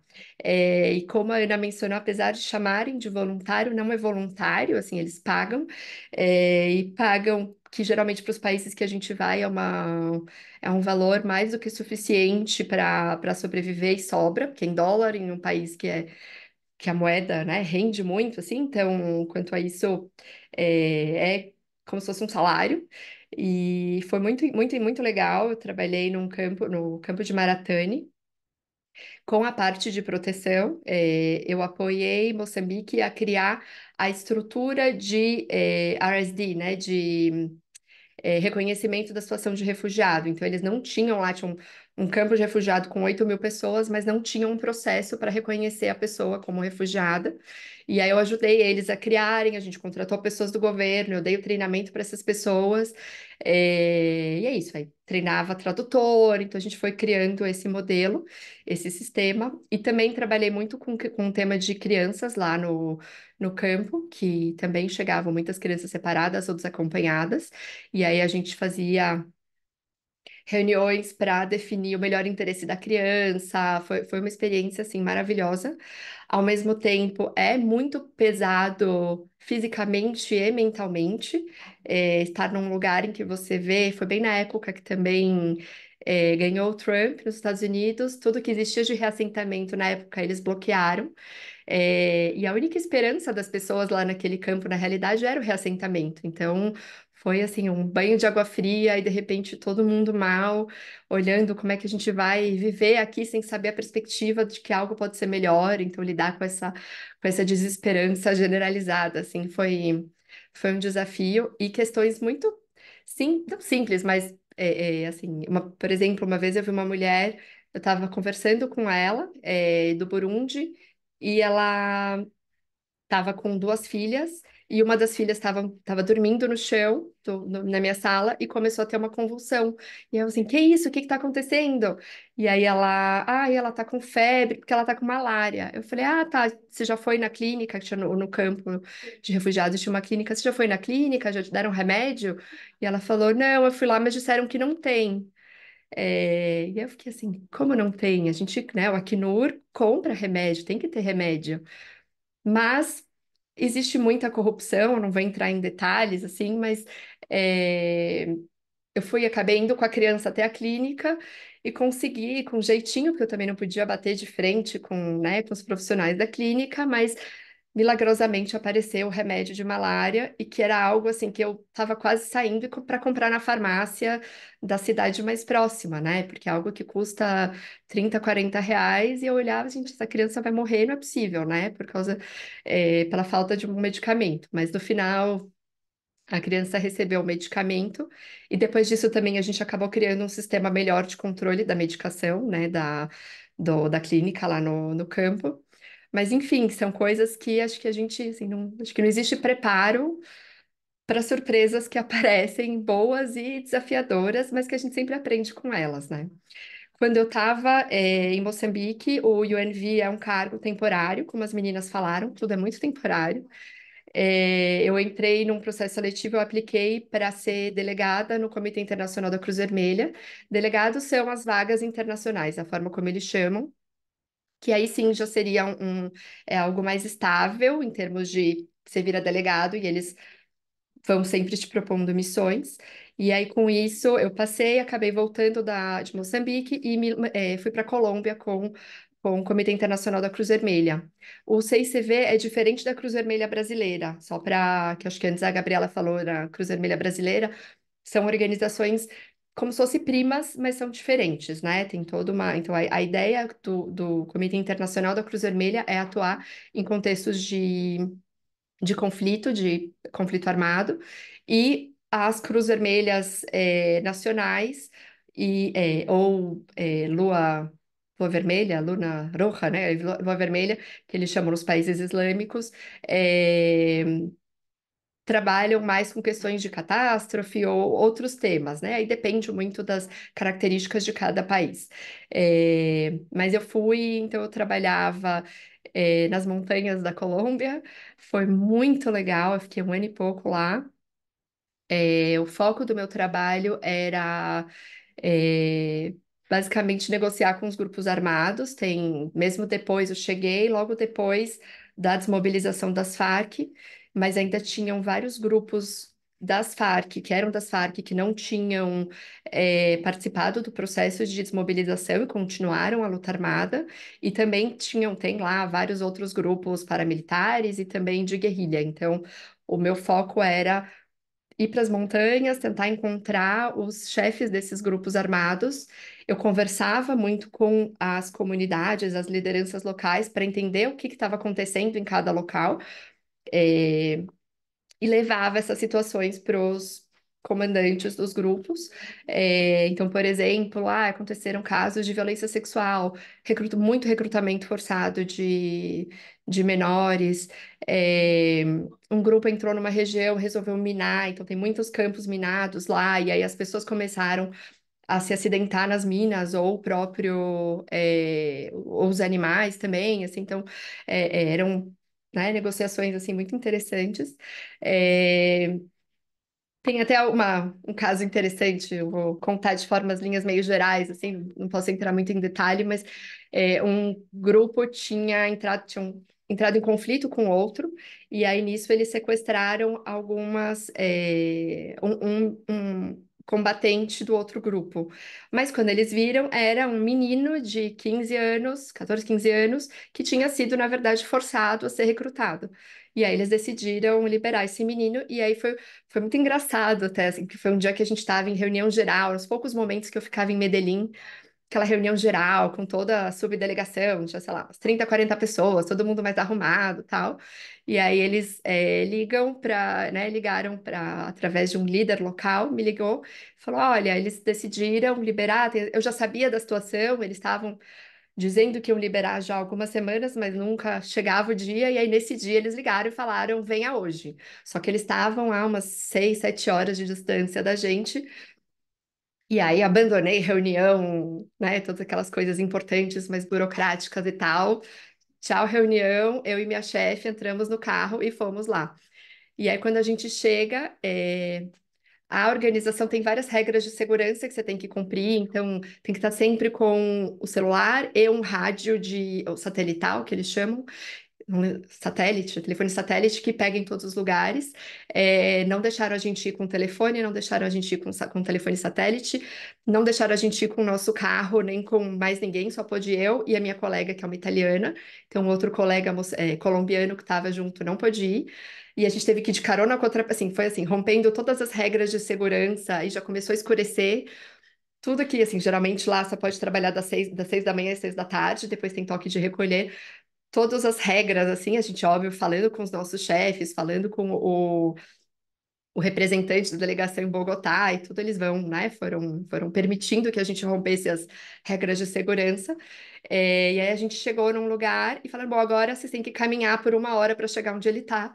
E a gente caminhando, eu, por sorte, sempre tinha no escritório, estava mais arrumada pela reunião e tal, mas sempre tem um tênis comigo, então sempre tenham tênis com vocês, em todos os lugares. tava lá maravilhosa de tênis e a minha chefe com uma bota, era minha chefe italiana, chiquérrima, com uma bota de salto alto e tal, andando por 1 hora. Aí a gente teve que cruzar um rio, aí eu fui carregando ela, assim, foi realmente. Bom, a gente chegou no lugar onde eles disseram, demoraram um pouco para chegar até né, chegaram as pessoas. De repente eles começam a chegar uns 20, 30 homens, todos com o rosto coberto. E aí eu e minha chefe, assim, será que eles vão sequestrar a gente? Assim, que isso, né? O que tá acontecendo? E aí eles montaram, assim, uma forma, colocaram uma arma enorme, sei lá, um negócio que derruba helicóptero. E aí começaram a gravar um vídeo, dizendo que estavam liberando aquele menino, uma forma de mostrar boa fé. É uma forma deles de começar a negociação com o governo, tal, mostrar boa fé. E antes disso, a gente tinha visto eles carregando um saco branco super pesado, dava para ver, um saco branco para lá. Aí eu olhei para minha chefe, o que que é isso? O que que é esse saco? E aí ela assim, será que é um corpo? Porque outra coisa, algo também que eu fazia era recuperar restos mortais, né, de pessoas que eles às vezes indicavam a localização.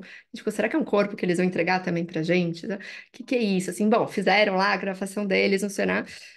Terminaram o clique, né? Tiraram a gravação, de repente todos eles começam a tirar as máscaras, e aí me dá aquela coisa de eu não sei se eu olho, eu não sei se eu não olho, será que se eu olhar eles vão falar, ah, você agora viu a nossa cara e não pode mais sair, sei lá, porque sabe que você não sabe o que pensar. E aí, de repente, eles abrem aquele saco branco, eu já tava meio assim, né? Porque se é corpo, eu não sei se vocês já viram, mas vem um cheiro não muito agradável. Abre assim, e eu já. Quer um refresco? Eles tinham comprado todos os tipos de sucos, refrigerantes, águas saborizadas, tudo que vocês podem imaginar, para oferecer para gente. E eles estavam super felizes de conversar com a gente, pela primeira vez. E isso eu comecei a perceber, assim, as pessoas que estão lá são pessoas. Então eu estava negociando com eles, conversando. É um grupo armado, eles fazem determinadas coisas, mas eles estão lá por um motivo. Eles têm família, eles têm vida. Acho que se a gente olha simplesmente como, ai, são pessoas do mal e tal, é muito difícil você se conectar e conversar e negociar. Então, algo que foi, acho que muito interessante nesse processo foi é, ver como pessoas. Eu não sei se eu tivesse nascido naquele contexto, se talvez eu também não estaria. Não, não sei, não dá pra gente. Não dá pra julgar. Quem sou eu para julgar alguém que teve uma história de vida tão diferente da minha? Então, acho que isso me abriu possibilidade de conversar e de conseguir depois, por exemplo, a gente conseguiu que eles liberassem todos os menores abaixo de 16 anos que eles tinham recrutado de forma forçada. Acima de 16, não, assim, a gente tentava até 18, mas não deu, 16 a 18 continuou, mas abaixo de 16 eles acabaram libertando. E vários outros avanços também, né, na época de todos os outros temas que eu falei, né, de violência sexual contra mulheres e de uso de minas também. E é isso. Então foi incrível a experiência. É aquele momento que você olha e fala: Nossa, eu tô onde eu deveria estar. É maravilhoso. Ao mesmo tempo, a gente tem a nossa vida pessoal. Então, no meio disso tudo, desde a época que eu estava na Caritas, eu tinha o meu namorado. E aí fui para o Rio, fui para Brasília, fui para Moçambique, fui. E aí fomos aguentando, mas chegou uma hora em Moçambique, ele me pediu em casamento, hoje é meu marido. E aí a gente ficou tentando, então, na Colômbia, eu me casei no meio dessa missão maluca, assim, né? Que eu tava sempre nos lugares mais loucos. É, Em campo, eu olhava assim, às vezes eu falei, gente, vamos bombardear aqui, eu tô aqui com a galera, e ficava, porque eles, né, na Colômbia, quando eles localizam onde estão os grupos de guerrilha, por exemplo, tem muito bombardeio. Eu olhava assim, cara, vou morrer, e aí meu marido vai ficar puto comigo. Eu ficava assim. Vai, né? Fica assim, vai me matar. Falei, não vai me matar porque eu já vou ter morrido, mas tudo bem, vai ficar muito bravo. Então, sim, né? Às vezes todo mundo pergunta, ah, você não teve medo? Claro que eu tive, não tem como eu não ter medo, mas ao mesmo tempo é uma mistura de medo com é, ter certeza que eu estava onde eu devia e que às vezes é, é, a forma como eu conseguia me conectar com aquelas pessoas, eu consegui, acho que ter avanços significativos e ajudar muitas pessoas. Então era muito, muito, muito, assim, eu falo que era um salário emocional incrível.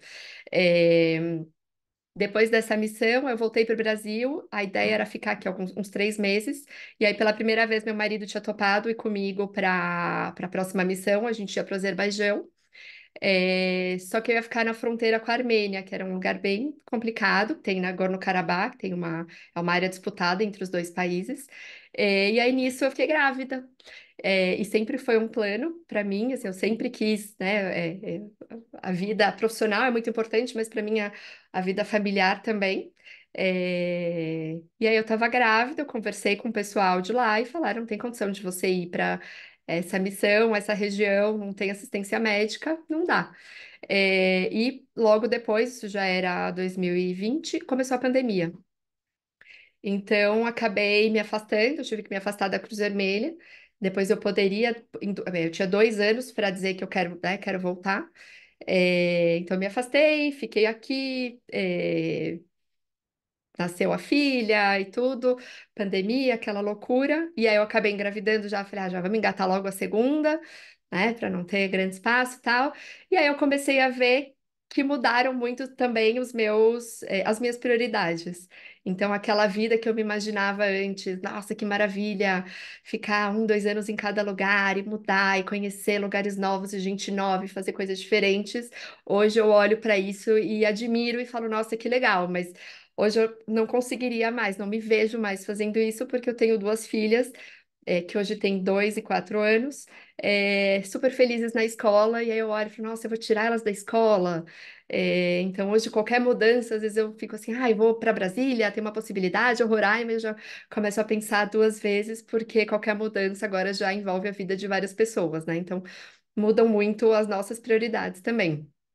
É, Aí eu decidi agora, eu comecei a trabalhar como consultora individual. Então eu fiz nos últimos anos consultoria para a OIM, para o Acnur, algumas para a sociedade civil também, para várias organizações.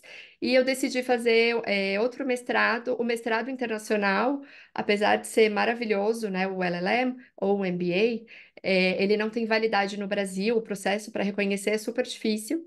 E aí eu decidi fazer um novo mestrado. Tem lugares que eu poderia ter ido para o doutorado direto, mas eu preferi passar. Não tenho pressa, né? Não vi por que eu tô fazendo. Então, agora um mestrado em políticas públicas do INSPER. E continuo com as consultorias e fico, assim, uma tentativa, acho que eterna, de busca de onde eu vou encontrar aquela satisfação, mas com equilíbrio, né? Dentro de algo que agora é possível, pensando agora que, né, não sou mais eu, somos 4. Então tem que pensar agora de uma forma coletiva. E algumas dicas, então, que eu pensei em falar para vocês. Eu acho que primeiro é a questão do olhar individual. Eu já vi muita gente no lugar errado. Então, tem pessoas que gostam, por exemplo, de trabalhar aquele trabalho escritório, sozinha, budget, e maravilha, eu super admiro. Vá para os lugares, assim, vai para Genebra, vai para Nova York, vai para Brasília, vai para esses lugares. Pode ser que vocês precisem para chegar nesses lugares que passar por um lugar de campo, mas tenham em mente o que vocês querem. Tem pessoas, que é mais meu perfil, que a gente chama boots on the ground, né? Que gosta de terreno, vá atrás do terreno. E principalmente quando vocês são jovens, antes de ter filhos, porque depois é mais difícil. Se é o caminho de vocês, né? Se for também, se não for, maravilha, segue a vida. Tenho muitas amigas que seguem trabalhando, tá uma em Bangladesh, que agora está numa situação super difícil, é, a outra estava na Ucrânia, saiu, né, as amigas pelo mundo e seguem a vida maravilhosa de funcionários internacionais e é isso, é possível. É mais uma questão de, acho que, de escolhas de vida e olhar quem são vocês, o que que vocês querem. Se for o caminho de vocês, leve em consideração que é instável, que as meninas já falaram, né? Que a gente fica o tempo todo aplicando para coisas novas, você nunca sabe exatamente para onde você vai depois. Então, se você gosta de estabilidade, de rotina, pense melhor no caminho. Não, não, assim, acho que vai sofrer bastante. Façam o máximo de estágios enquanto vocês estiverem na faculdade, logo depois. Acho que foi a Ana que falou a questão de idiomas também. Quando eu, assim, na Cruz Vermelha, por exemplo, a primeira coisa é, você não quer aprender russo?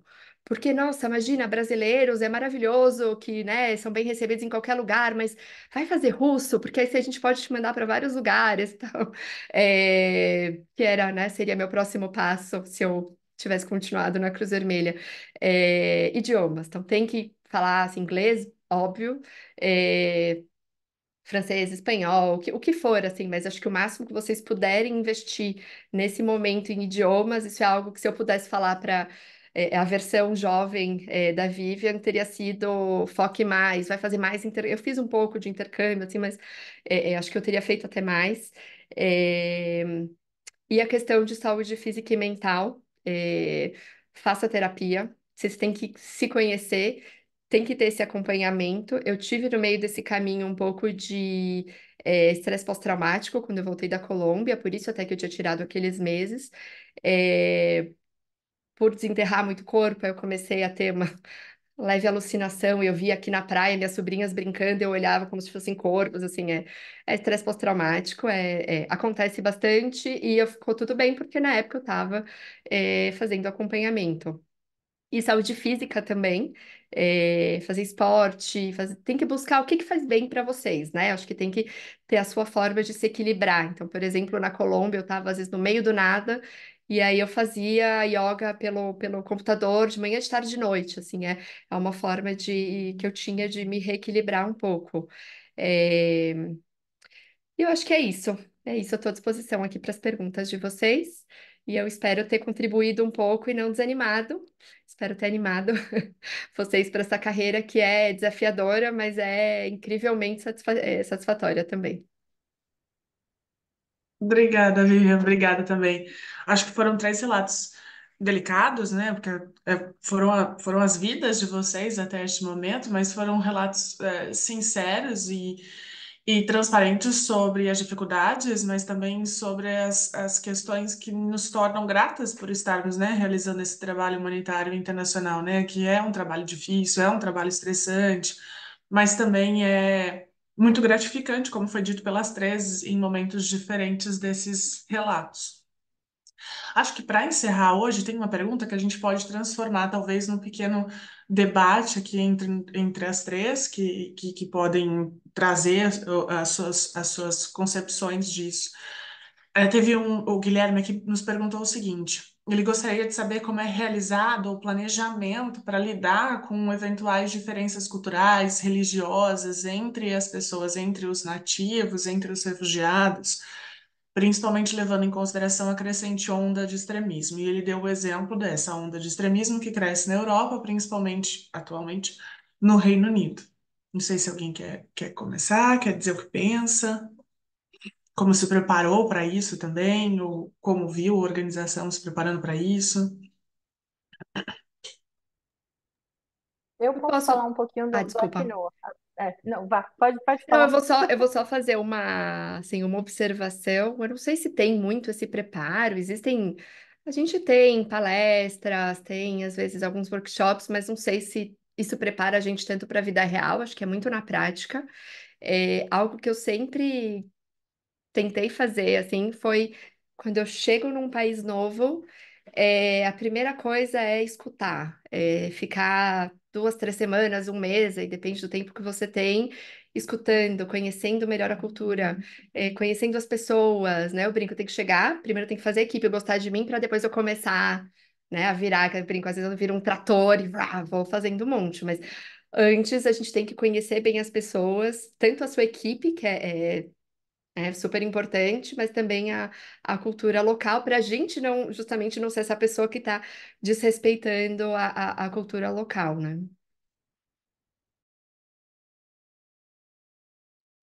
Ana, você quer complementar?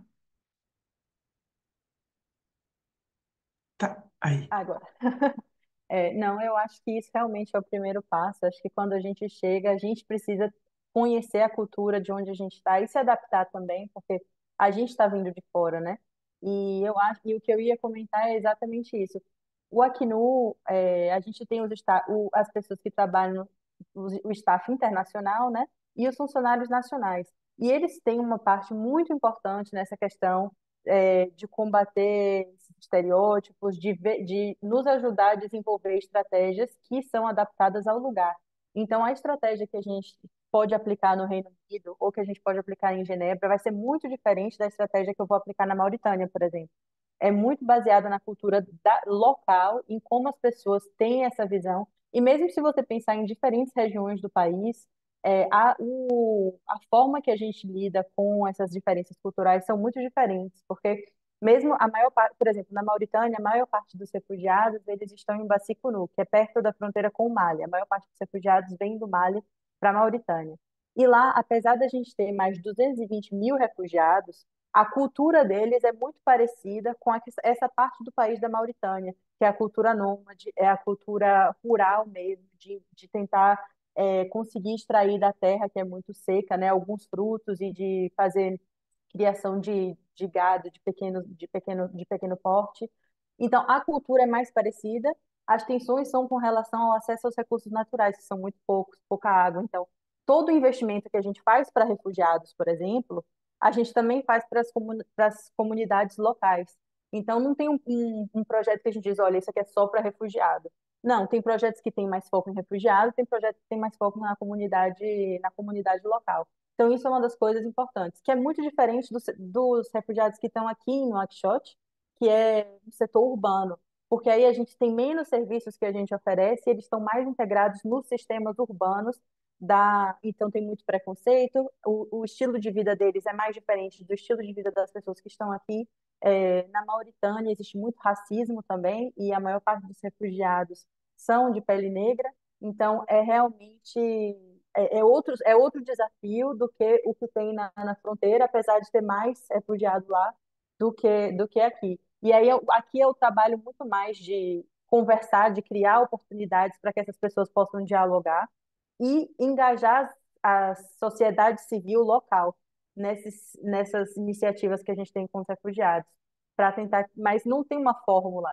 A gente vai tentando adaptar de acordo com a situação em cada país ou em cada região mesmo, assim. E ter certeza de que a gente, enquanto Acnu, enquanto profissionais humanitários, que a gente não está causando nenhum dano, né, a essas pessoas pela forma, o do no harm, para ter certeza que a gente não vai criar uma situação dessa. Essa escutativa é tão importante, né? Porque você também está inserida nessa, né? Como trabalhadora humanitária, a gente também está inserida nessa situação, né? Dentro dessa sistemática. Débora, quer finalizar? Eu acho que, assim, só para complementar as colegas, né, e poder responder o Guilherme, também para entender que dentro da área humanitária a gente também tem normas. Então, a gente tem também, por exemplo, o Manual Esfera. O Manual Esfera é um manual que é utilizado por quase todas as agências e também pela sociedade civil, que ele tem as normas mínimas para a resposta humanitária. A gente tem o Manual Esfera, e a gente também tem, tipo, o Manual de Proteção à Criança, que é feito pela Aliança Internacional. Então, assim, esses manuais, eles são sempre adaptados. Então, acho que como a Ana Carolina mencionou, é adaptado à realidade. Então, te trazendo um pouco mais para o contexto do Brasil, por exemplo, eu acabei de retornar da missão no Rio Grande do Sul, né? Então, por exemplo, lá a gente tem 3 centros de acolhimento, porque o Brasil também costuma usar o termo centro de acolhimento, abrigo, não usa o termo campo de refugiados no Brasil, né? Então, assim, nos centros de acolhimento humanitários do Rio Grande do Sul, só para você entender, por exemplo, a gente tem o contexto que é o Rio Grande do Sul, eles têm a cultura de tomar o chimarrão, então, foi instalado próximo do refeitório uma quentucha, que é um lugar onde eles podem esquentar água. Então, assim, são coisas que a gente tenta se adaptar e sempre é feito, por exemplo, eu vou te dar o exemplo do Rio Grande do Sul, que é o que eu estou mais fresca, né?